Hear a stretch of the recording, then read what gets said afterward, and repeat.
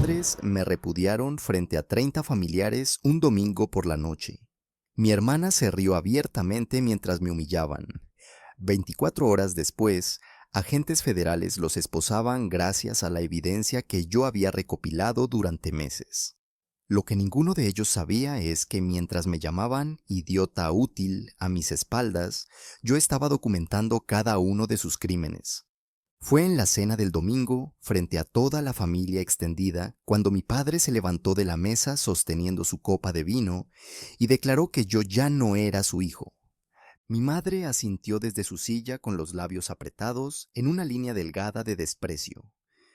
Mi hermana Carolina se rió abiertamente, tapándose la boca con la mano en un gesto teatral mientras mis tíos, primos y abuelos observaban la escena en silencio incómodo. El ruido de los cubiertos cesó, solo quedó el sonido de la humillación cayendo sobre mí como lluvia ácida.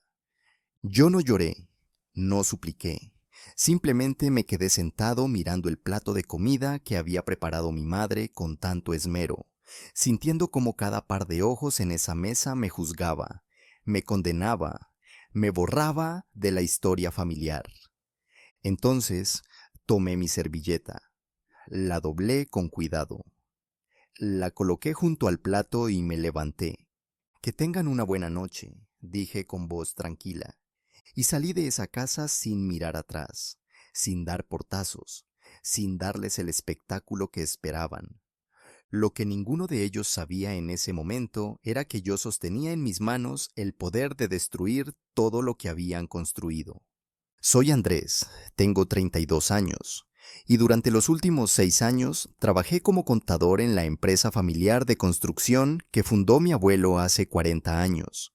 Mi padre Ricardo asumió el control cuando el abuelo Aurelio se retiró, y yo me integré después de graduarme de la universidad, convencido de que estaba construyendo un legado para las futuras generaciones. Confiaba en mi familia, los ayudé a expandir el negocio, modernizar los sistemas contables, conseguir contratos más grandes. Trabajaba 70 horas semanales sin quejarme porque creía que estábamos juntos en esto. Pero la traición familiar tiene un sabor particularmente amargo. Cuando descubres que las personas que más amas son las que más te desprecian. Todo comenzó 3 meses antes de esa cena fatídica. Mi padre llegó a la oficina un martes por la mañana con una expresión tensa que no le había visto antes. Andrés, necesito que revises estos números, me dijo arrojando una carpeta sobre mi escritorio. Son para un proyecto nuevo, pero algo no cuadra. Abrí la carpeta y encontré estados financieros de los últimos 5 años. Facturas, contratos, movimientos bancarios. Pasé 2 semanas analizando cada documento, cada transacción, cada número. Lo que descubrí me heló la sangre. Mi padre había estado desviando fondos de la empresa durante años. No eran cantidades pequeñas. Estamos hablando de más de $2 millones que simplemente desaparecieron a través de facturas falsas, proveedores fantasma y proyectos inexistentes. El dinero iba a cuentas en el extranjero registradas a nombre de terceros, pero los beneficiarios reales eran él y mi madre Patricia. Habían estado robando de la empresa que mi abuelo construyó con sus propias manos, de los empleados que confiaban en nosotros, de los clientes que nos contrataban. Y lo peor de todo es que mi hermana Carolina estaba involucrada. También encontré correos electrónicos entre los tres donde discutían cómo ocultar mejor las transacciones, cómo crear más empresas fachada para lavar el dinero, cómo mantenerme alejado de ciertas cuentas para que no descubriera nada. Me llamaban el idiota útil, el contador ingenuo que trabaja como burro mientras nosotros disfrutamos los frutos. Carolina escribió en un correo: Papá tiene razón, Andrés es demasiado honesto para su propio bien.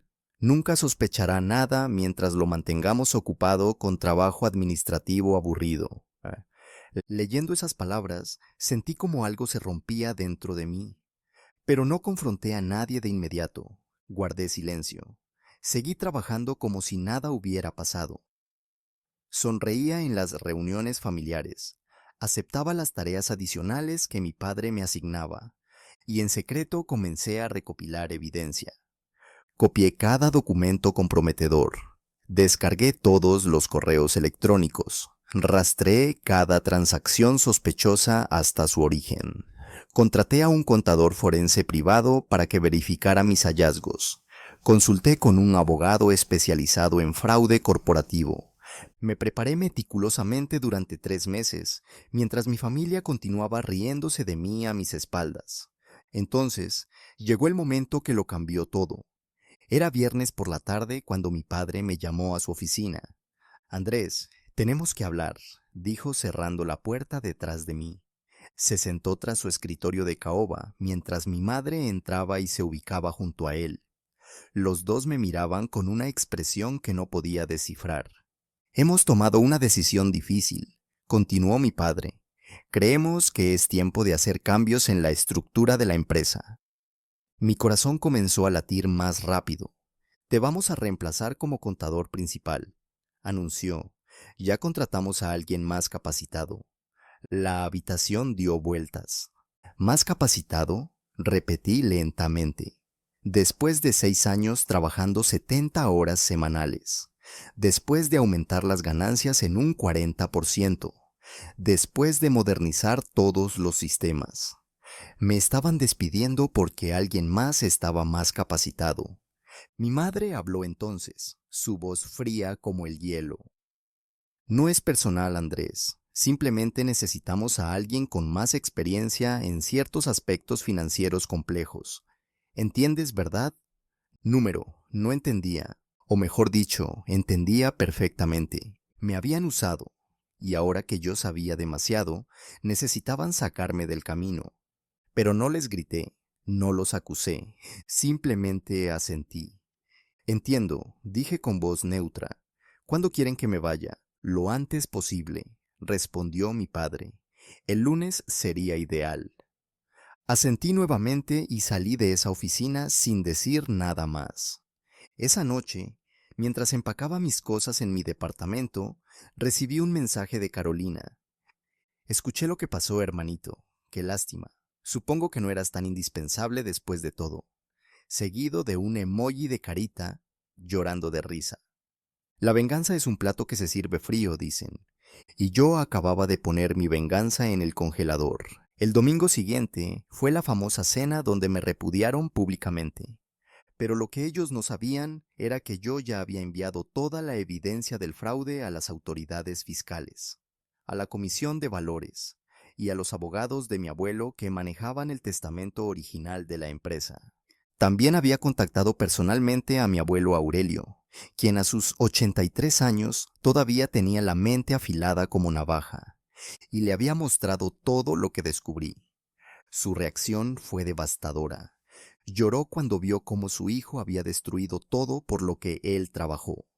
Mientras mi padre declaraba frente a toda la familia reunida que yo era una decepción, que nunca había estado a la altura de las expectativas, que me había vuelto un problema para la familia, yo permanecí en silencio, sabiendo que en menos de 24 horas sus vidas colapsarían completamente. La humillación que sentí esa noche no fue nada comparada con lo que ellos estaban a punto de experimentar. Porque la traición de familia duele, sí, pero la justicia familiar sabe aún más dulce cuando finalmente llega.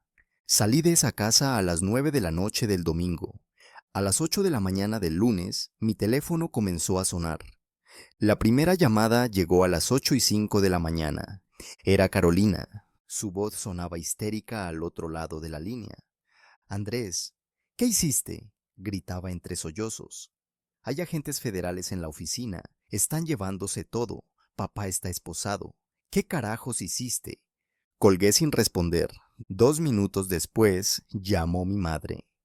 Su tono era diferente al que usó el viernes. Ya no había frialdad, solo pánico puro. Andrés, por favor, tienes que ayudarnos. Esto es un malentendido terrible. Tú conoces los números mejor que nadie. Tienes que venir a explicarles a estos agentes que todo está en orden. Bloqueé su número. Mi padre intentó llamar desde el teléfono de un agente a las 8:20.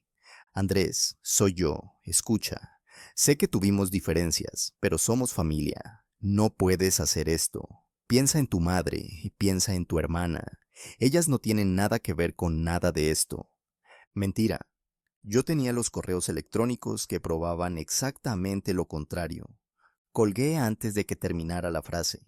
Las llamadas continuaron llegando durante toda la mañana. Tíos, primos, incluso mi abuela materna intentaron contactarme, todos con el mismo mensaje. ¿Cómo pudiste traicionar a tu propia familia así? ¿Cómo pudiste ser tan cruel, tan despiadado, tan vengativo? Pero ninguno de ellos me llamó cuando fui humillado públicamente en esa cena. Ninguno se levantó para defenderme cuando mi padre me repudió frente a todos. Ninguno cuestionó por qué me despidieron después de 6 años de trabajo dedicado. Solo ahora, cuando las consecuencias golpeaban su puerta, de repente recordaban que la familia era importante. La hipocresía era asombrosa.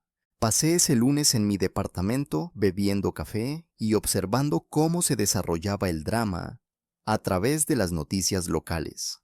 Importante empresa constructora bajo investigación por fraude masivo, decían los titulares.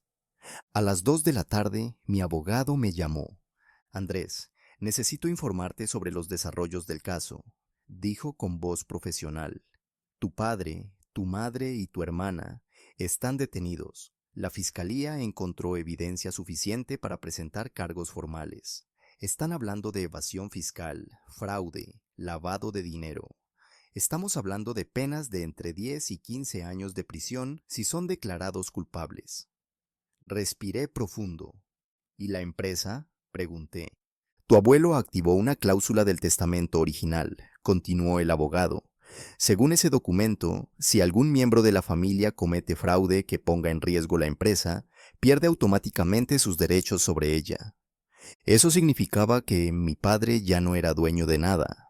Las acciones que poseía fueron transferidas automáticamente a un fideicomiso controlado por mi abuelo. La empresa que robó durante años ya no le pertenecía. La venganza que yo había orquestado no era solo legal, era también financiera. Lo estaban despojando de todo, exactamente como ellos intentaron despojarme a mí de mi dignidad. A las 4 de la tarde, recibí una llamada desde un número desconocido. Era mi tío Fernando, el hermano menor de mi padre. Andrés, sé que no tienes razones para confiar en mí, pero necesito que escuches. Comenzó. Tu padre está destruido, tu madre no para de llorar. Carolina tuvo un ataque de pánico y la tuvieron que sedar. No interrumpí, solo escuché. Sé que te hicieron daño, continuó Fernando. Estuve en esa cena, vi cómo te humillaron y me avergüenza admitir que no hice nada para detenerte. Pero esto, Andrés, esto los va a destruir completamente. Los niños de Carolina se van a quedar sin madre. Tus padres van a morir en prisión. La familia completa va a perder todo. ¿Es eso realmente lo que quieres? Sí, respondí con voz firme. Es exactamente lo que quiero, porque ellos no solo me robaron dinero de la empresa, Fernando, me robaron 6 años de mi vida trabajando para gente que me despreciaba. Me robaron la confianza que deposité en mi familia. Me quitaron mi dignidad frente a 30 personas, y lo hicieron riéndose. Hubo silencio al otro lado de la línea. Luego mi tío suspiró.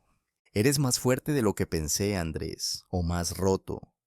No sé cuál de las dos. Ambas cosas probablemente, respondí antes de colgar. Pero no me sentía culpable, me sentía liberado. Durante años había cargado con el peso de ser el hijo responsable, el hermano trabajador, el miembro de familia confiable. Y todo ese tiempo ellos me veían como un tonto útil. Ahora finalmente podían ver quién realmente era Andrés. No el contador ingenuo que pensaban poder manipular, sino alguien que documentó cada uno de sus crímenes y los entregó a las autoridades. Esa noche, mientras cenaba solo en mi departamento, reflexioné sobre todo lo que había sucedido en las últimas 24 horas. Mi familia estaba enfrentando cargos criminales, la empresa estaba bajo intervención federal, las cuentas bancarias estaban congeladas, las propiedades iban a ser embargadas para pagar las multas y restituciones, Y todo porque yo me tomé el tiempo de hacer las cosas correctamente, de reunir evidencia irrefutable, de seguir los canales legales apropiados. No actué por venganza ciega, actué por justicia calculada. Y esa diferencia era crucial. Al día siguiente, martes, mi abuelo me pidió que lo visitara en su casa. Cuando llegué, lo encontré sentado en su sillón favorito de cuero con una carpeta gruesa sobre sus piernas. Andrés, siéntate, dijo señalando el sofá frente a él. Pasé toda la noche revisando los documentos que me trajiste hace 3 meses. Es peor de lo que pensé. Su voz temblaba ligeramente. Mi propio hijo robó más de $2 millones de la empresa que construí desde cero. Usó a su familia, a sus empleados, a sus clientes como herramientas para su propio enriquecimiento. Me avergüenza llamarlo mi hijo. Las lágrimas corrían por las mejillas arrugadas de mi abuelo. Pero tú, Andrés, tú hiciste lo correcto. Sé que debe haber sido devastador descubrir la traición. Sé que esa cena del domingo fue humillante. Pero te mantuviste firme en tus principios. Eso requiere un tipo de fuerza que tu padre nunca tuvo. Abrió la carpeta y sacó un documento. He modificado mi testamento, anunció. La empresa ahora es tuya. 40% de las acciones pasan a tu nombre inmediatamente. El otro 60% quedará en fideicomiso hasta que yo muera, momento en el cual también será tuyo. Me quedé sin palabras. Abuelo, yo no hice esto por dinero, comencé a decir. Pero él levantó la mano. Lo sé, Andrés. Por eso precisamente es que confío en ti para salvar lo que construí. Tu padre destruyó la reputación de la empresa. Los clientes están cancelando contratos. Los empleados están asustados de perder sus trabajos. Necesitamos alguien que pueda reconstruir desde los cimientos. Alguien honesto. Alguien que la gente pueda respetar. Ese alguien eres tú. Firmé los documentos esa tarde, sintiendo el peso de la responsabilidad caer sobre mis hombros como una capa de plomo.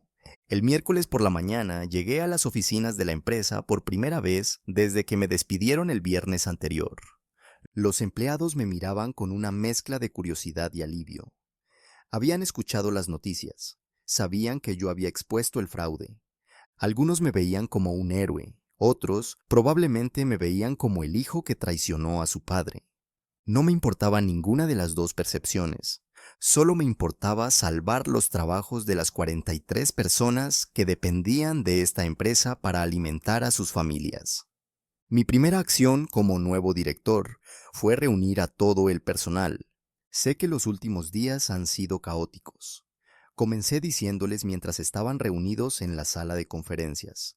Sé que tienen preguntas, preocupaciones, miedos sobre el futuro. Quiero ser completamente transparente con ustedes. Mi padre, mi madre y mi hermana cometieron fraude masivo. Robaron dinero de esta empresa durante años. Están enfrentando cargos criminales y muy probablemente irán a prisión. Hice una pausa, dejando que la información se asentara.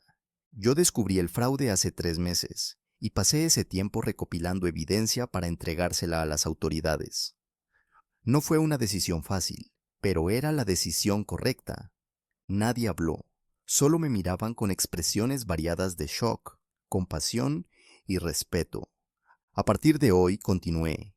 Esta empresa opera bajo nuevos principios: transparencia total, contabilidad honesta, trato justo para empleados y clientes. Vamos a reconstruir la reputación que mi padre destruyó, pero va a requerir el esfuerzo de todos nosotros. Habrá recortes, habrá cambios, habrá momentos difíciles. Pero les prometo que si trabajan conmigo, si confían en mí, vamos a salir de esto más fuertes que antes.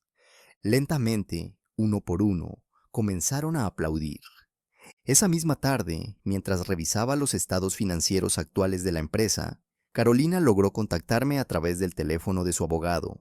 Andrés, por favor, escúchame, suplicaba. Los niños me preguntan dónde está su mamá. No sé qué decirles. Están asustados, confundidos.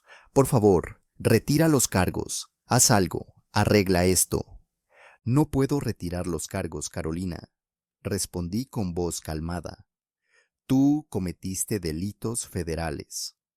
No está en mis manos perdonarte. Pero podría ayudarte, rogó. Podría testificar contra papá y mamá. Podría decirles todo lo que sé. Solo por favor ayúdame a salir de esto. Piensa en tus sobrinos. Pensé en mis sobrinos exactamente 0 segundos cuando te reías de mí en esa cena. Dije fríamente antes de colgar. Las semanas siguientes fueron una montaña rusa de emociones y desafíos. Mi padre intentó negociar un acuerdo con la fiscalía, ofreciendo devolver parte del dinero robado a cambio de una sentencia reducida. La fiscalía rechazó la oferta. Mi madre contrató al abogado más caro de la ciudad, quien inmediatamente comenzó a difundir en los medios que yo era un hijo resentido que había fabricado evidencia falsa por venganza. Mi propio abogado respondió presentando cada correo electrónico, cada factura falsa, cada transacción sospechosa ante el tribunal público. La opinión pública estaba dividida. Algunos me llamaban valiente por exponer la corrupción sin importar que fuera mi propia familia. Otros me llamaban traidor por enviar a mis padres a prisión. Los programas de radio debatían si había hecho lo correcto. Las redes sociales explotaban con opiniones contradictorias. Pero yo no leía los comentarios, no veía las noticias. Solo me enfocaba en salvar la empresa y mantenerme firme en mi decisión. El arrepentimiento que algunos esperaban ver en mí nunca llegó. Durante los siguientes 3 meses, trabajé incansablemente para reconstruir la empresa desde sus cimientos. Cada mañana, llegaba a la oficina a las 6, antes que cualquier otro empleado, y me quedaba hasta las 10 de la noche revisando contratos, renegociando acuerdos con clientes, asegurándome de que cada peso gastado estuviera justificado y documentado. La traición de mi familia había dejado cicatrices profundas en la reputación de la empresa, pero yo estaba determinado a demostrar que no todos los miembros de la familia compartían la misma falta de ética. Contraté una firma externa de auditoría para revisar absolutamente todo. Quería que quedara registrado públicamente que bajo mi administración no había espacio para la corrupción. Los auditores pasaron 6 semanas examinando cada transacción de los últimos 10 años. Sus hallazgos confirmaron todo lo que yo había documentado y revelaron incluso más irregularidades que no había detectado inicialmente. El monto total del fraude ascendía a $2.400.000. Mi padre había robado el equivalente al salario de 20 años de un empleado promedio. El jueves de la cuarta semana después de la detención, recibí una carta escrita a mano desde la prisión preventiva. Era de mi madre. La letra temblaba en algunas partes, revelando el estado emocional en que se encontraba. Andrés, comenzaba la carta, no espero que me perdones, pero necesito que entiendas que todo lo que hicimos fue pensando en el futuro de la familia. Tu padre creía que estaba asegurando que todos tuviéramos una vida cómoda. Nunca quisimos lastimarte. Por favor, por el amor que alguna vez me tuviste, considera hablar con la fiscalía para reducir las sentencias. Rompí la carta en pedazos sin terminar de leerla. No había justificación posible para lo que hicieron. El futuro de la familia, decía mi madre. Pero ¿qué familia era esa que me despidió después de 6 años de trabajo leal? ¿Qué familia era esa que se rió de mí cuando fui humillado públicamente? ¿Qué familia era esa que me llamó idiota útil en correos privados mientras yo trabajaba 70 horas semanales para hacerlos más ricos? Esa no era familia, era una organización criminal que compartía apellido conmigo. Mi abuelo visitaba la oficina 2 veces por semana. A pesar de sus 83 años, insistía en mantenerse informado sobre cada decisión importante. Un martes por la tarde, mientras tomábamos café en mi oficina, me miró con ojos cansados pero orgullosos. ¿Sabes, Andrés? Cuando fundé esta empresa hace 40 años, lo hice con las manos vacías, pero con el corazón lleno de sueños honestos. Trabajé 12 horas diarias durante 20 años para construir algo que pudiera dejarle a mi hijo, y él lo destruyó en 5 años de codicia. Hizo una pausa. Pero tú lo estás salvando. Estás haciendo lo que yo ya no tengo fuerzas para hacer. Le tomé la mano arrugada. Abuelo, esto no es solo por la empresa. Esto es por todas las personas que confiaron en nuestra familia y fueron traicionadas, por los empleados que merecen trabajar en un lugar honesto, por los clientes que merecen recibir el servicio por el que pagaron. Y sí, también es por mí, por demostrarme que puedo enfrentar la humillación más grande de mi vida y salir más fuerte del otro lado. Mi abuelo apretó mi mano. Tu abuela estaría orgullosa de ti. Ella siempre decía que tenías su mismo sentido de la justicia, pero no todo era trabajo. También tuve que enfrentar las consecuencias sociales de haber denunciado a mi familia. Primos que antes me invitaban a sus casas, ahora cruzaban la calle para evitarme. Tíos que solían bromear conmigo en las reuniones familiares me enviaban mensajes llenos de resentimiento. Una prima me escribió: espero que puedas dormir por las noches sabiendo que destruiste a tu propia familia por dinero. Le respondí: duermo perfectamente sabiendo que detuve a criminales que robaron a empleados y clientes. El hecho de que fueran mi familia es irrelevante ante la ley. La verdadera prueba llegó cuando mi hermana Carolina aceptó un acuerdo con la fiscalía. Testificaría contra mis padres a cambio de una sentencia reducida de solo 3 años. Su abogado contactó al mío proponiendo una reunión entre nosotros antes del juicio. Ella quiere pedirte perdón personalmente, explicó su abogado. Cree que podría ayudarla en su proceso de rehabilitación. Acepté reunirme con ella, no porque quisiera escuchar sus disculpas, sino porque quería mirarla a los ojos y decirle exactamente lo que pensaba. Nos encontramos en una sala de conferencias del juzgado un viernes por la mañana. Carolina entró esposada, escoltada por 2 guardias. Se veía demacrada, con ojeras profundas y el cabello sin brillo. Ya no quedaba nada de la mujer arrogante que se había burlado de mí hace apenas 2 meses. Se sentó frente a mí con las manos sobre la mesa. Andrés, comenzó con voz quebrada. Lamento tanto todo lo que hice. Lamento haberme reído de ti. Lamento haber participado en el fraude. Lamento no haber sido la hermana que merecías. Si pudiera volver el tiempo atrás, haría todo diferente. La observé en silencio durante varios segundos. Carolina, el arrepentimiento que sientes ahora no es porque reconoces que estuvo mal lo que hiciste. Es porque te atraparon. Si yo no hubiera descubierto el fraude, si las autoridades no estuvieran procesándolos, si no estuvieras enfrentando años de prisión, seguirías riéndote de mí en las cenas familiares, seguirías llamándome el idiota útil, seguirías robando junto a papá y mamá sin sentir ni una pizca de culpa. Sus ojos se llenaron de lágrimas. No es verdad, sollozó. Yo sí sentía culpa, solo que no tenía el valor de enfrentar a papá. Entonces eras cómplice y cobarde, respondí sin emoción en la voz, lo cual de alguna manera es peor, porque significaba que sabías que estaba mal, pero igual elegiste hacerlo.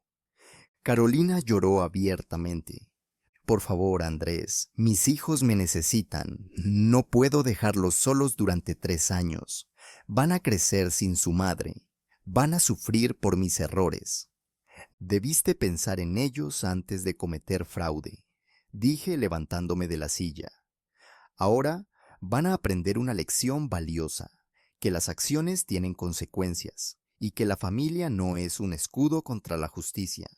Salí de esa sala sin mirar atrás mientras ella gritaba mi nombre entre sollozos. Esa noche, sentado solo en mi departamento con una copa de whisky, me pregunté si estaba siendo demasiado duro, si tal vez debería haber mostrado algo de compasión hacia mi hermana. Pero luego recordé el mensaje que me envió después de que me despidieron. Recordé su risa en aquella cena. Recordé los correos donde planeaba conmigo cómo ocultar mejor el dinero robado. Y supe que no había hecho lo correcto. La compasión sin justicia es complicidad. Y yo ya no era cómplice de nada. Los meses continuaron pasando y la empresa comenzó lentamente a recuperarse. Conseguimos 3 contratos nuevos con clientes que apreciaban nuestra nueva transparencia. Los empleados Trabajaban con renovado entusiasmo ahora que sabían que sus esfuerzos no estaban financiando el estilo de vida lujoso de mis padres. Las cuentas finalmente estaban en orden, los números no mentían, estábamos sobreviviendo y, más importante, estábamos haciéndolo honestamente. Cada pequeña victoria se sentía como justicia adicional contra quienes pensaron que yo no podría hacerlo solo. Pero la soledad también cobraba su precio. Había perdido completamente el contacto con el 90% de mi familia extendida. Las invitaciones a bodas, cumpleaños y celebraciones dejaron de llegar. En las reuniones sociales de negocios, algunas personas me evitaban como si la traición de mi familia fuera contagiosa. Salí en algunas citas durante ese periodo, pero ninguna prosperó. Era difícil explicarle a alguien nuevo por qué había enviado a mis propios padres a prisión sin sonar como un monstruo o un justiciero amargado. Fue durante este periodo de aislamiento social que conocí a Lucía. Ella era consultora de recursos humanos que contraté para ayudar a implementar nuevas políticas en la empresa. Tenía 30 años, cabello castaño corto y una forma directa de hablar que apreciaba. No sabía nada sobre mi historia familiar cuando la contraté, lo cual fue refrescante. Durante nuestra tercera reunión, mientras revisábamos manuales de procedimientos, ella me preguntó casualmente por qué parecía llevar el peso del mundo sobre los hombros. Le conté todo. No había planeado hacerlo, pero algo en su forma de escuchar sin juzgar me hizo abrir puertas que había mantenido cerradas durante meses. Le hablé del fraude, de la traición, de la humillación pública, de mi decisión de denunciarlos, de las consecuencias que eso trajo. Cuando terminé, esperaba ver horror o juicio en sus ojos. En cambio, vi respeto. Hiciste lo correcto, dijo simplemente. Familia no significa proteger criminales. Familia significa amarse lo suficiente como para exigirse mutuamente ser mejores personas. Tus padres y tu hermana fallaron en eso. Tú no. Sus palabras fueron como bálsamo para heridas que no sabía que todavía sangraban. Comenzamos a vernos fuera del trabajo. Café los miércoles, cena los viernes, caminatas los domingos.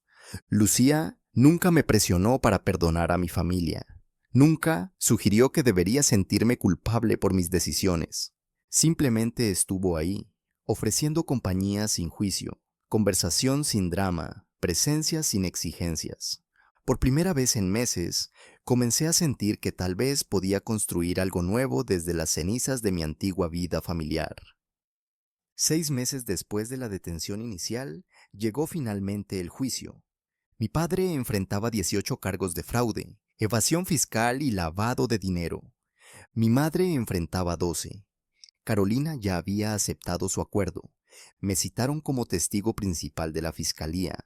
El día que debía testificar, entré a la sala del tribunal sintiendo todas las miradas sobre mí. Mi padre me miró desde la mesa de los acusados con una expresión que mezclaba ira y súplica. Mi madre lloraba silenciosamente. Los familiares que aún los apoyaban me miraban con odio puro. Subí al estrado y juré decir la verdad. El fiscal me hizo preguntas durante 2 horas. Expliqué cómo descubrí el fraude. Detallé los métodos que usaron para ocultar las transacciones. Presenté los correos electrónicos donde me llamaban idiota útil. Describí la humillación de ser despedido y repudiado públicamente. No exageré nada, no dramaticé, solo presenté los hechos de manera clara y precisa. Cuando terminé, el abogado de mi padre intentó hacerme quedar como un hijo vengativo que había malinterpretado transacciones legítimas. Pero los números no mienten, y yo tenía todos los números. El juicio duró 3 semanas. Al final, el jurado deliberó durante solo 6 horas antes de volver con los veredictos. Culpable en todos los cargos para mi padre. Culpable en todos los cargos para mi madre. Las sentencias se dictarían en 2 semanas. Salí de ese tribunal sintiendo finalmente que un capítulo horrible estaba cerrando. No sentía alegría por la condena de mis padres, pero sí sentía paz al saber que la justicia había prevalecido sobre los lazos familiares malentendidos. La sala del tribunal estaba completamente silenciosa cuando el juez entró para dictar sentencia. Era un martes lluvioso de octubre, exactamente 8 meses después de aquella cena familiar, donde fui repudiado públicamente. Me senté en la tercera fila con Lucía a mi lado, sosteniendo mi mano. Mi abuelo estaba sentado a mi otro lado, encorvado por el peso de ver a su propio hijo enfrentar justicia penal. El resto de la sala estaba dividida entre los pocos familiares que aún apoyaban a mis padres y los empleados de la empresa que habían venido a presenciar el cierre de este capítulo. Mi padre entró primero, esposado y vestido con el traje naranja de la prisión. Había perdido al menos 15 kilos durante los meses de detención preventiva. Su cabello estaba completamente gris ahora, aunque solo tenía 58 años. Las líneas de su rostro se habían profundizado hasta convertirse en surcos de amargura y arrepentimiento tardío. Cuando sus ojos se encontraron con los míos, vi algo que nunca había visto antes en él: miedo genuino. No el miedo a la prisión, sino el miedo a enfrentar las consecuencias de haber destruido a su propia familia por codicia. El juez revisó los documentos frente a él. Señor Ramírez, comenzó con voz grave. Usted ha sido declarado culpable de 18 cargos graves que incluyen fraude, evasión fiscal y lavado de dinero. Durante 5 años, usted abusó de la confianza depositada en usted como director de una empresa familiar, robando sistemáticamente más de $2 millones de empleados, clientes y de su propio padre, que fundó esa empresa con trabajo honesto. Hizo una pausa, dejando que las palabras resonaran en la sala. Sus acciones no solo constituyen crímenes financieros, sino una traición moral a todos los que confiaron en usted. Mi padre permanecía de pie con la cabeza gacha. El juez continuó. He revisado cuidadosamente su caso, las cartas de apoyo que presentó su defensa, las peticiones de clemencia de algunos familiares. También revisé los testimonios de las víctimas de su fraude, incluyendo el de su propio hijo, quien tuvo el valor de exponer estos crímenes a pesar de las consecuencias personales y familiares. Es evidente que usted no mostró arrepentimiento genuino hasta que fue capturado. Su remordimiento actual no es por el daño causado, sino por haber sido descubierto. El juez respiró profundo. Por lo tanto, lo condenó a 14 años de prisión federal, sin posibilidad de libertad condicional durante los primeros 7 años. Un grito ahogado recorrió la sala. Mi padre se tambaleó ligeramente y tuvo que sostenerse del borde de la mesa. 14 años. Tendría 72 cuando saliera, si es que vivía tanto tiempo. El juez golpeó su mazo. Además, ordenó restituir la suma completa de $2.400.000 a la empresa y a las víctimas afectadas. Todos sus activos personales serán embargados y liquidados para comenzar el pago de esta deuda. Los guardias se llevaron a mi padre antes de que pudiera decir nada. Mientras salía de la sala, giró la cabeza una última vez para mirarme. Sus labios formaron palabras silenciosas que no pude entender. No intenté descifrarlas. Luego trajeron a mi madre. Ella lucía incluso peor que mi padre. Su cabello estaba completamente blanco ahora y su rostro mostraba señales evidentes de no haber dormido bien en meses. Temblaba visiblemente mientras se paraba frente al juez. El proceso se repitió, 12 cargos, culpable en todos.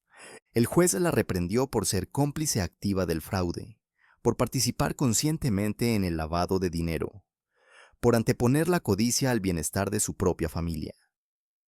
Señora Ramírez, le dijo el juez, usted tenía múltiples oportunidades de detener estos crímenes. Pudo haber dicho no. Pudo haber protegido a su hijo cuando descubrió la verdad. En cambio, eligió participar activamente en su humillación y despido. La condeno a 10 años de prisión federal. Mi madre colapsó. Literalmente se derrumbó sobre sus rodillas, sollozando de manera incontrolable. Los guardias tuvieron que levantarla y prácticamente cargarla fuera de la sala mientras gritaba mi nombre una y otra vez.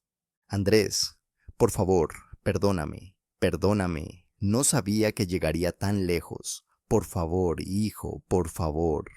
Su voz se perdió en la distancia mientras las puertas de la sala se cerraban detrás de ella. No sentí nada, ni satisfacción, ni tristeza, solo un vacío extraño donde alguna vez hubo amor filial. Salimos del tribunal bajo la lluvia persistente. Los periodistas se abalanzaron sobre nosotros con cámaras y micrófonos. Señor Ramírez, ¿cómo se siente al ver a sus padres condenados a más de 20 años combinados de prisión? ¿Tiene algún mensaje para ellos? ¿Se arrepiente de haberlos denunciado? Lucía me protegió de las cámaras mientras mi abogado leía una declaración preparada. Mi cliente actuó de acuerdo a sus principios éticos y morales al exponer el fraude cometido por miembros de su familia. La justicia ha sido servida hoy. No tenemos más comentarios. Nos subimos al auto y salimos de ahí lo más rápido posible. Esa noche, Lucía preparó la cena en mi departamento. Sopa de verduras, pan recién horneado, vino tinto. Comimos en silencio durante largo rato hasta que ella finalmente habló. ¿Cómo te sientes realmente, Andrés? No la respuesta que darías a un periodista. ¿Cómo te sientes en lo profundo? Dejé el tenedor sobre el plato. Vacío, respondí honestamente. Pensé que sentiría alivio, o cierre, o algo. Pero solo me siento vacío, como si hubiera ganado una batalla pero perdido la guerra. Lucía asintió. Perdiste a tu familia, dijo suavemente. No a los criminales que te traicionaron, sino la idea de familia que creías tener. Es normal sentir dolor por esa pérdida. Tenía razón, no lloraba por mis padres siendo enviados a prisión. Lloraba por el padre que nunca tuve, por la madre que debió protegerme, por la una hermana que pudo haber sido mi aliada en lugar de mi enemiga. Lloraba por la familia que solo existió en mi imaginación, esa fantasía donde la sangre significaba lealtad y el amor era incondicional. Esa familia nunca existió realmente. Fue solo una ilusión que mantuve viva trabajando 70 horas semanales mientras ellos me llamaban idiota útil a mis espaldas. Lucía me abrazó mientras yo finalmente dejaba salir lágrimas que había reprimido durante 8 meses. Los días siguientes fueron extrañamente normales. Volví al trabajo, continué reconstruyendo la empresa, firmé contratos nuevos, contraté empleados de reemplazo, implementé sistemas de control más estrictos. La vida seguía su curso como si no acabara de enviar a mis padres a prisión por más de 2 décadas combinadas. Pero en las noches, cuando estaba solo, me preguntaba si había hecho lo correcto. No legalmente, eso estaba claro, sino emocionalmente. Había caminos que pude haber tomado que no resultaran en la destrucción completa de mi familia. Pude haber confrontado a mis padres privadamente. Pude haber dado un ultimátum. Pudo haber intentado resolver esto internamente. Pero entonces recordaba la cena. Recordaba cómo mi padre se levantó con esa copa de vino y declaró que yo ya no era su hijo. Recordaba la risa de Carolina, recordaba las miradas de lástima mezcladas con alivio de los otros familiares que agradecían no ser ellos los repudiados. Y recordaba pensar en ese momento que mi familia ya estaba destruida mucho antes de que yo enviara la evidencia a las autoridades. Yo solo había expuesto públicamente lo que ya era verdad privadamente. La traición ya había ocurrido, yo solo me negué a seguir fingiendo que no. 2 semanas después de las sentencias, recibí una carta de Carolina desde la prisión de mujeres, donde estaba cumpliendo su condena de 3 años. La carta era larga, 6 páginas escritas con letra apretada. Comenzaba con disculpas, continuaba con explicaciones de cómo papá la había manipulado desde joven para que viera el fraude como algo normal, como simple optimización financiera. Terminaba con una súplica. Andrés, sé que no tengo derecho a pedirte nada, escribía, pero mis hijos necesitan ayuda. Mi ex esposo no puede cuidarlos solo. Están viviendo con su madre, que tiene 70 años y problemas de salud. Por favor, ¿podrías al menos visitarlos ocasionalmente, solo para que sepan que tienen familia que se preocupa por ellos? Doblé la carta y la guardé en un cajón sin responder. Los hijos de Carolina eran víctimas inocentes de las decisiones de su madre. Eso era cierto, Pero yo no era responsable de remediar las consecuencias de los crímenes de mi hermana. Ella eligió participar en el fraude. Ella eligió reírse de mí. Ella eligió llamarme idiota útil. Ahora tenía que vivir con las consecuencias de esas elecciones, incluyendo el impacto en sus propios hijos.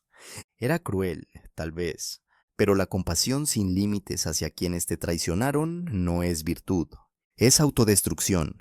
El verdadero punto de quiebre emocional llegó un mes después cuando mi abuelo sufrió un infarto. Lo encontraron en su casa un domingo por la mañana, inconsciente en el piso de su sala. Pasó 3 días en cuidados intensivos antes de estabilizarse. Cuando finalmente pude visitarlo, lo encontré conectado a múltiples máquinas, su cuerpo frágil, casi perdido entre las sábanas blancas del hospital. Andrés, susurró cuando me vio entrar. Su voz era apenas audible. Necesito decirte algo importante. Me acerqué a su cama. No te culpes por lo que pasó con tu padre, dijo con esfuerzo. Yo fallé como padre al criarlo. Le di todo materialmente, pero no le enseñé los valores correctos. Tú hiciste lo que yo no tuve el valor de hacer. Abuelo, no digas eso, comencé, pero él levantó una mano temblorosa. Déjame terminar, no me queda mucho tiempo y necesitas escuchar esto. Hizo una pausa para respirar. Cuando muera, que será pronto, toda la empresa será tuya, no por obligación, sino porque confío en que la dirigirás con la integridad que tu padre nunca tuvo. Pero más importante que la empresa es esto. No dejes que esta experiencia te vuelva cínico. No dejes que la traición de tu familia te impida confiar en otros. Encontrarás personas que valgan tu confianza. Esa chica Lucía, por ejemplo, tiene buenos ojos. Aférrate a las personas buenas, Andrés. No todas las familias son como la nuestra. Mi abuelo murió 3 días después. Su funeral fue pequeño. Solo asistimos Lucía, yo, algunos empleados antiguos de la empresa y un puñado de conocidos. Ninguno de mis tíos vino. Mis primos enviaron excusas vagas. La familia que alguna vez llenaba las reuniones navideñas con docenas de personas se había reducido a un puñado de extraños unidos solo por obligación social. Mientras bajaban el ataúd de mi abuelo, me di cuenta de que él había sido la única ancla real de decencia en mi familia. Sin él, ya no quedaba nada que valiera la pena salvar. Heredé oficialmente la empresa completa. 100% de las acciones ahora estaban a mi nombre. Era millonario en papel, aunque la empresa todavía tenía deudas significativas que pagar. Pero era mío, construido sobre los cimientos que mi abuelo puso hace 40 años, casi destruido por la codicia de mi padre, y ahora bajo mi control, para hacer con él lo que considerara correcto. La venganza que había orquestado no solo había resultado en justicia legal, había resultado en justicia poética. El imperio que mi padre trató de robar ahora me pertenecía completamente a mí, el hijo que él repudió. Un año después de las sentencias, la empresa finalmente estaba prosperando nuevamente. Habíamos recuperado el 80% de los clientes que perdimos durante el escándalo. Los empleados trabajaban con moral alta, sabiendo que sus esfuerzos se reflejaban en sus salarios justos y no en cuentas en el extranjero. Implementé bonos basados en desempeño, seguro médico completo para todos y un programa de participación en ganancias. Las mismas personas que mi padre había explotado ahora eran socias del éxito de la empresa. La ironía no se me escapaba. Lucía y yo nos comprometimos en marzo. No fue una propuesta elaborada. Estábamos cenando en mi departamento un viernes por la noche cuando simplemente le dije, quiero pasar el resto de mi vida contigo. Ella sonrió y respondió, yo también quiero eso. Nos casamos 2 meses después en una ceremonia pequeña. Solo 20 invitados, ninguno de ellos familia de sangre. Mis empleados más cercanos, algunos amigos de la universidad que habían reaparecido después de años de no vernos, y el hermano de Lucía con su esposa. Fue perfecto en su simplicidad, sin drama, sin traición, solo personas que genuinamente se alegraban por nosotros. Recibí una llamada del director de la prisión donde estaba mi padre, 3 meses después de mi boda. Señor Ramírez, su padre ha solicitado incluirlo en su lista de visitas aprobadas. Quiere verlo. Le dio al guardia esta carta para que se la entregue. Acepté recibir la carta, pero no me comprometí a visitarlo. La carta era breve. Andrés, escribí a mi padre con letra temblorosa. He tenido mucho tiempo para pensar aquí adentro. Sé que no merezco tu perdón. Sé que destruí todo lo bueno que teníamos. Pero necesito que sepas que lamento profundamente haberte lastimado. No te pido que me perdones, solo te pido una oportunidad de mirarte a los ojos y decirte que estaba equivocado, que tú eras el hijo que cualquier padre desearía tener. Y yo fui demasiado ciego para verlo. Guardé la carta durante semanas sin decidir qué hacer. Lucía me encontró leyéndola una noche. ¿Vas a ir?, preguntó sin juicio en su voz. No lo sé, respondí honestamente. Parte de mí quiere escuchar lo que tiene que decir. Otra parte de mí cree que no le debo nada, que su arrepentimiento llega demasiado tarde para importar. Lucía se sentó a mi lado. No le debes nada, es verdad, dijo suavemente, pero tal vez tú necesitas escucharlo. No por él, sino por ti, para cerrar completamente ese capítulo, para poder decirte a ti mismo en 10 años que le diste todas las oportunidades posibles de redimirse, aunque no las mereciera. Decidí visitarlo no por compasión, sino por cierre. Como dijo Lucía, llegué a la prisión federal un jueves lluvioso. El proceso de entrada fue humillante por diseño, revisiones de seguridad, detector de metales, guardias intimidantes observando cada movimiento. Me condujeron a una sala de visitas dividida por gruesas ventanas de plexiglas. Me senté en una silla de plástico incómoda y esperé. 5 minutos después trajeron a mi padre. El cambio era impactante. Había envejecido 20 años en solo 12 meses. Su rostro estaba demacrado, su piel grisácea, sus ojos hundidos en cuencas oscuras. Se sentó frente a mí y tomó el teléfono que nos permitiría hablar. Andrés, comenzó, y su voz se quebró inmediatamente. Gracias por venir, no sabía si lo harías. Asentí sin hablar. Él continuó. He ensayado esto 1000 veces en mi celda, todas las cosas que quería decirte. Pero ahora que estás aquí, no sé por dónde empezar. Hizo una pausa. Supongo que empiezo diciendo que fui un padre terrible, no solo por el fraude, aunque eso es imperdonable, sino porque te traté como herramienta en lugar de como hijo. Valoré tu trabajo, pero no a ti. Te usé sin apreciarte, y cuando te volviste inconveniente, te descarté como basura. Eso es lo que más lamento. Escuché sin interrumpir. Mi padre continuó hablando durante 20 minutos. Explicó cómo la codicia lo había consumido lentamente a lo largo de los años. Cómo empezó con pequeñas transacciones cuestionables que justificaba como optimización financiera.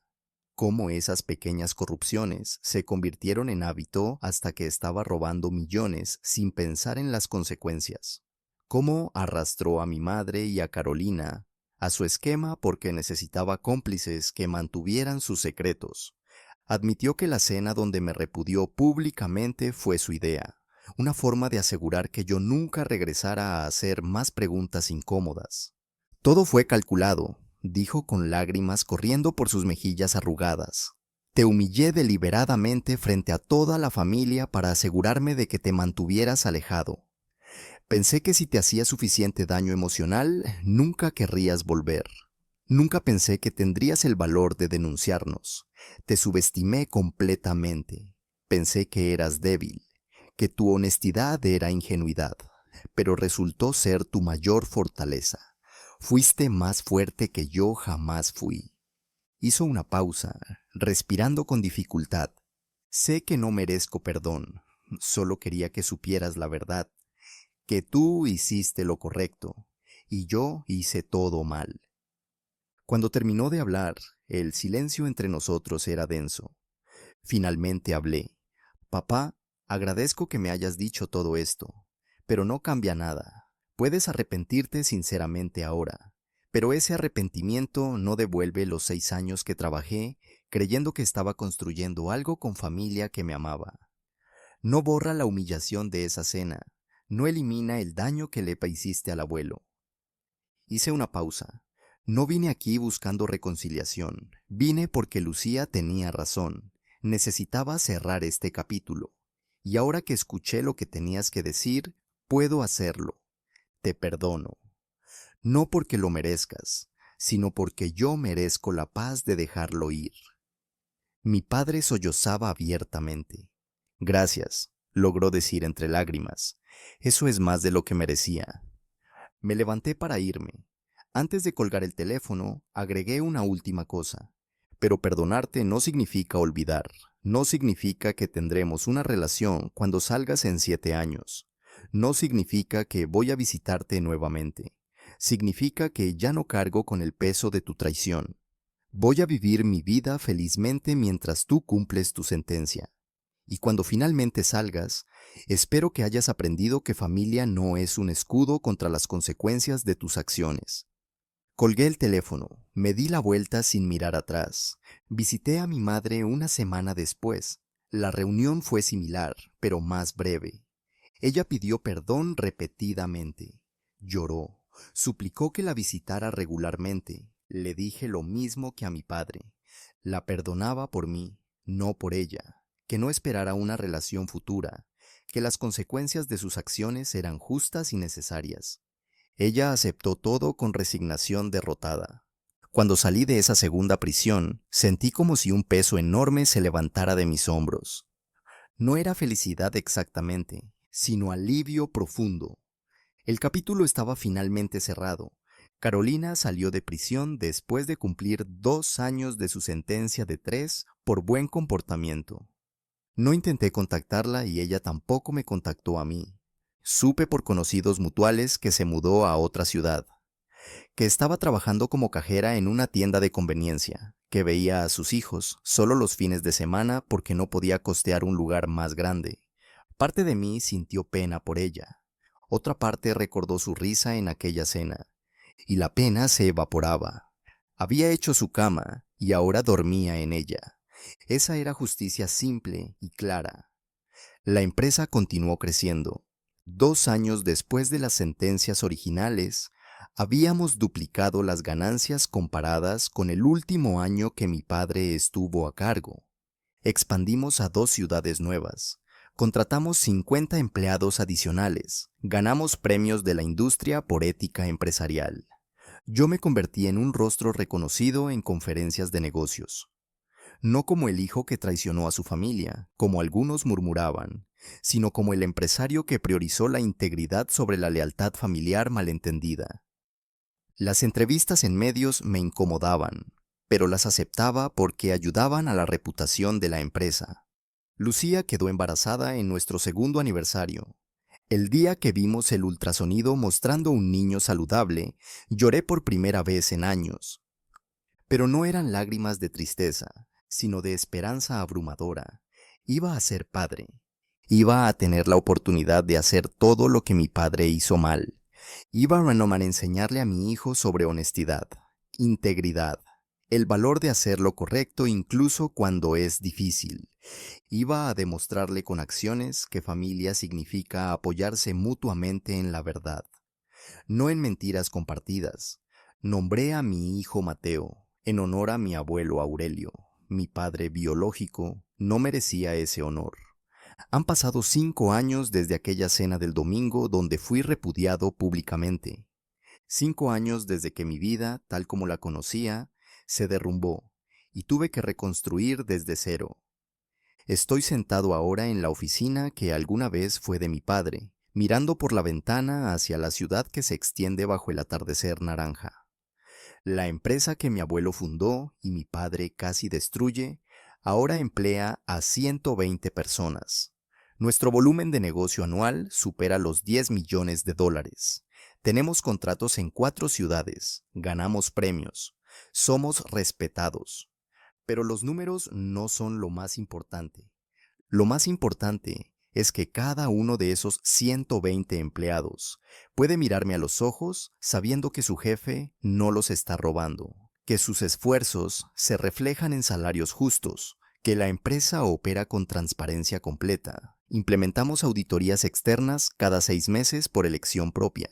Publicamos nuestros estados financieros voluntariamente. Rechazamos contratos que requieren prácticas cuestionables sin importar cuánto dinero ofrezcan. La integridad no es negociable, nunca más. Mi padre saldrá de prisión en 2 años. Tendrá 65 años sin dinero, sin empresa, sin reputación. Mi madre saldrá 3 años después de él. Carolina ya está afuera, pero vive en pobreza relativa comparada con el estilo de vida que llevaba antes. Ninguno de ellos ha logrado reconstruir sus vidas de manera significativa. Las consecuencias de la traición continúan persiguiéndolos mucho después de que las sentencias oficiales terminen. Esa es la verdadera justicia, no los años en prisión, sino la destrucción permanente de todo lo que valoraban. ¿Siento culpa por eso? A veces. En las noches cuando Mateo está dormido y Lucía está leyendo junto a mí, me pregunto si fui demasiado duro, si debía haber dado más oportunidades de redención. Pero luego recuerdo los correos donde me llamaban idiota útil. Recuerdo la risa de Carolina. Recuerdo cómo mi padre se levantó con esa copa de vino y declaró que yo ya no era su hijo. Y sé que no fui demasiado duro. Fui exactamente tan duro como era necesario para detener a personas que habrían continuado robando indefinidamente si no hubieran sido expuestas. Mateo tiene 3 años ahora. Es curioso, inteligente, lleno de preguntas sobre todo. Ayer me preguntó por qué nunca visitamos a los abuelos como hacen sus amigos del jardín de niños. Le dije una versión simplificada de la verdad.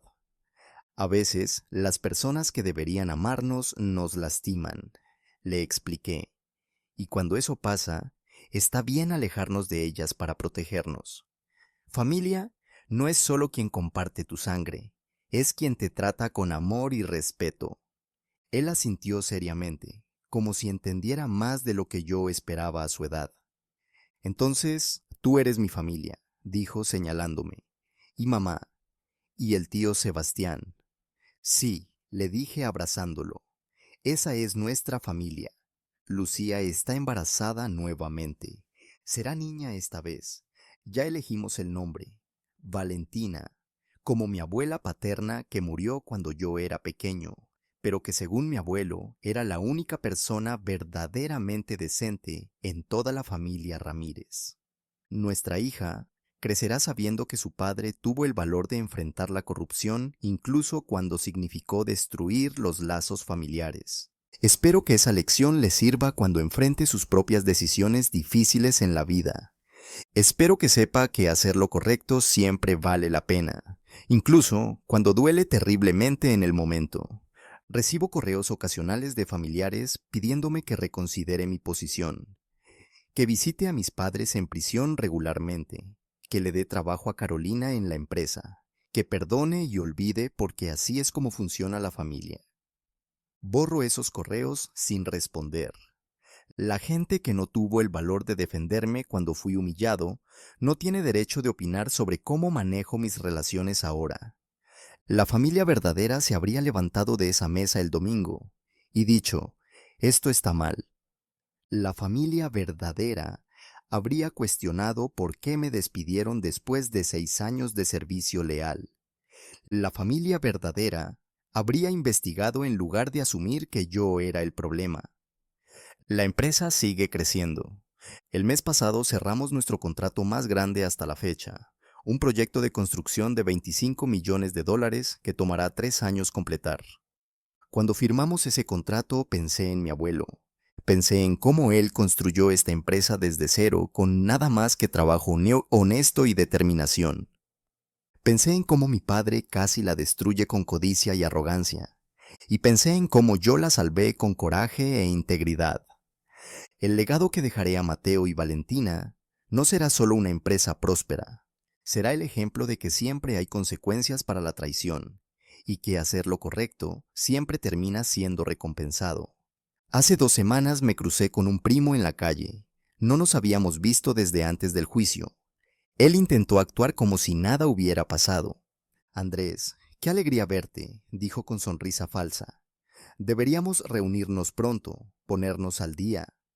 Lo miré directamente a los ojos. No, respondí simplemente. No deberíamos. Ustedes eligieron su lado cuando permanecieron sentados en silencio mientras me humillaban.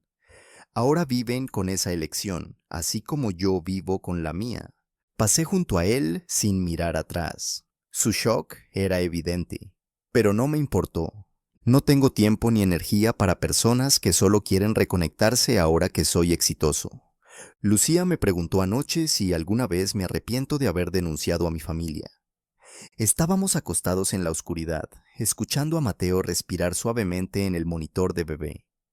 Pensé cuidadosamente antes de responder. No, le dije finalmente. No me arrepiento de haberlos denunciado. Me arrepiento de que fueran el tipo de personas que merecían ser denunciadas. Me arrepiento de haber pasado 6 años trabajando para gente que me despreciaba. Me arrepiento de haber creído que la sangre compartida garantizaba lealtad. Pero denunciarlos fue lo correcto, y lo volvería a hacer exactamente igual.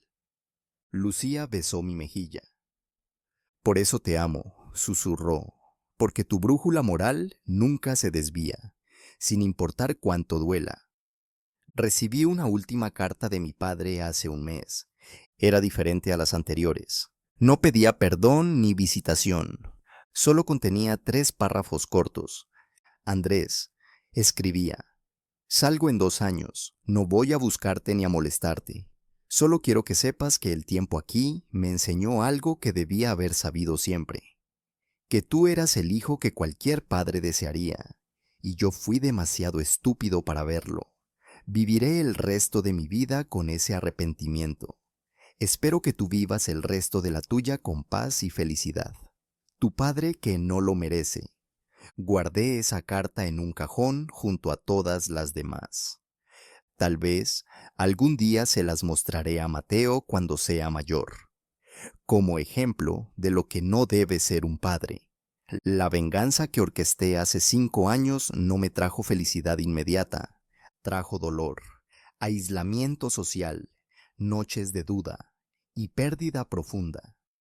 Pero con el tiempo trajo algo más valioso, paz, la paz de saber que hice lo correcto, la paz de construir una vida basada en honestidad en lugar de mentiras convenientes, la paz de romper ciclos de corrupción familiar que probablemente venían desde generaciones atrás. Mi hijo y mi hija crecerán sabiendo que el carácter importa más que la sangre, que la integridad vale más que la riqueza mala vida, y que defender lo correcto siempre vale la pena. Hoy, mientras firmaba contratos en mi oficina, miré la foto de mi abuelo que cuelga en la pared. Aurelio me sonreía desde el marco. Estarías orgulloso, le dije en silencio. La empresa no solo sobrevivió, está prosperando. Tus principios no murieron contigo. Viven en cada decisión que tomo, en cada empleado que trato justamente, en cada contrato que firmamos con transparencia completa. Tu legado real no fue la empresa. Fue enseñarme que algunas cosas son más importantes que la familia, la verdad, la justicia y el valor de hacer lo correcto sin importar el costo personal. Mis padres cosecharon exactamente lo que plantaron. Sembraron traición y cosecharon destrucción. Sembraron codicia y cosecharon pobreza. Sembraron humillación contra mí y cosecharon aislamiento social completo. No hay reconciliación en este final, porque algunas fracturas son demasiado profundas para sanar. No hay redención para ellos, porque la redención requiere más que palabras de arrepentimiento tardío. Requiere restitución genuina que nunca podrán dar. Y no hay final feliz de telenovela donde la familia se reúne llorando y perdonándose mutuamente. Solo hay consecuencias justas, merecidas y permanentes. La lección que aprendí y que enseñaré a mis hijos es simple. Nunca confundas la lealtad familiar con complicidad en el crimen. Familia verdadera se sostiene mutuamente en la verdad, no en mentiras. Familia verdadera se corrige cuando uno se desvía, no lo ayuda a hundirse más profundo. Y cuando familia significa proteger a criminales, entonces esa familia no vale la pena proteger. La sangre te hace pariente, pero la lealtad, el respeto y la honestidad te hacen familia. Esta historia me enseñó algo que quiero compartir contigo. La verdadera justicia no siempre viene de tribunales o sentencias. A veces viene de tener el valor de exponer la verdad, sin importar quién se vea afectado, sin importar cuánto duela. A veces viene de negarte a ser cómplice de quienes te traicionan solo porque comparten tu apellido. Y a veces viene de construir algo honesto y exitoso sobre las ruinas de la traición. La familia verdadera no es un escudo para proteger criminales. Es un compromiso de exigirse mutuamente ser mejores personas. Y cuando alguien falla en ese compromiso, las consecuencias son justas, sin importar el lazo de sangre. ¿Qué opinas de esta historia? ¿Has enfrentado alguna vez una situación donde tuviste que elegir entre la lealtad familiar y hacer lo correcto? ¿Crees que Andrés actuó correctamente al denunciar a su familia? Déjame tus pensamientos en los comentarios. Y si esta historia resonó contigo, no olvides dejar tu like y suscribirte al canal. Gracias por acompañarme hasta el final.